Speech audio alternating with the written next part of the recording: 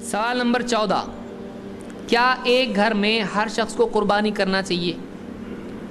यानी एक घर में कई लोग हैं, बाप कमाता, बेटा कमाता, पोता कमाता, और बाज़ औक़ात घर में ख़वातीन भी होती हैं, टीचर है, डॉक्टर है, लेडीज़ की डॉक्टर है, तो वो भी कमाते हैं। तो क्या हर एक पर यानी उसके माल और दौलत की वजह से कुर्बानी लाजिम है? इस बारे में क्या जवाब है, क्या फ़ैसला है? अगर सब के सब एक ख़ानदान शुमार होते हैं, एक साथ रहते हैं, एक ही घर में खाते पीते हैं, एक साथ सबका मामला है, वो एक फैमिली अगर काउंट होती है, तो चाहे हर मेंबर कमाने वाला हो, बड़ा जब कुर्बानी करेगा छोटों की तरफ से अदा हो जाएगी।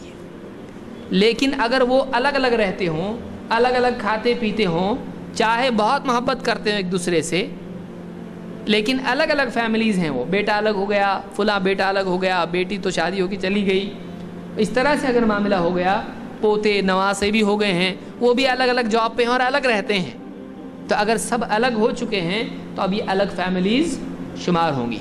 लेकिन सब अगर एक साथ रहते हैं, एक घर में एक साथ खाते पीते हैं, एक चूल्हा उनका है, एक फैमिली है, एक किचन है उनका, तो ऐसी सूरत में वो एक ख़ानदान शुमार होंगे। वो खुद समझते हैं कि हम एक ख़ानदान है कि नहीं है।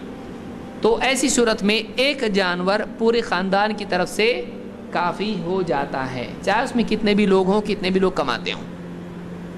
अता इब्न यसार कहते हैं, ये ताबई हैं, सअलतु अबा अय्यूब अल अंसारी, मैंने अबू अय्यूब अल अंसारी से पूछा, कैफ़ कानत अद-दहाया अला अहदी रसूलिल्लाह सल्लल्लाहु अलैहि वसल्लम, अल्लाह के रसूल सल्लल्लाहु अलैहि वसल्लम के ज़माने में क़ुरबानियाँ कैसी होती थीं?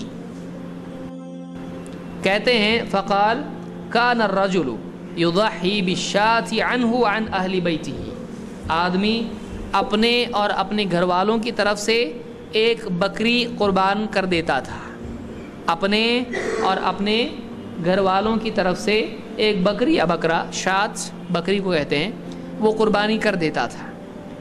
फ़याकुलूना व युतइमूना, तो वो ख़ुद भी खाते थे उसको, दूसरों को भी खिलाते थे। हत्ता तबाह अन्नासु फसारत कमा तरा, यहाँ तक कि लोग एक दूसरे पर फ़ख्र करने लग गए और हाल वैसा हो गया जैसा कि तुम्हारे सामने है।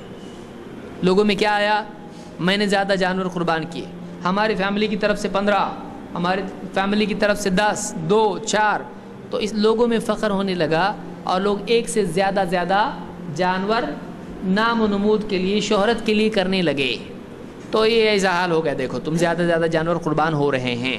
लेकिन नबी सल्लल्लाहु अलैहि वसल्लम के ज़माने में क्या होता था, एक आदमी अपने और अपने घर वालों की तरफ से एक जानवर की कुर्बानी दे दिया करता था। इसको इमाम तिरमिज़ी, इब्न माजा और इसी तरह से इमाम मालिक ने मुअत्ता में, और इसी तरह से इमाम अल-बैहक़ी ने अल-कुबरा में रिवायत किया है, और इसकी सनद सही है। इससे एक बात ये मालूम हुई कि एक ख़ानदान की तरफ से उस घर का बड़ा एक जानवर की कुर्बानी दे दे तो सब की तरफ से कुर्बानी हो जाती है। यहाँ ये नहीं पूछा जाएगा कि कौन क्या कमा रहा है, कौन कितना कमा रहा है, ये इसमें इशू नहीं है। तो एक घर की तरफ से कुर्बानी हो जाती है।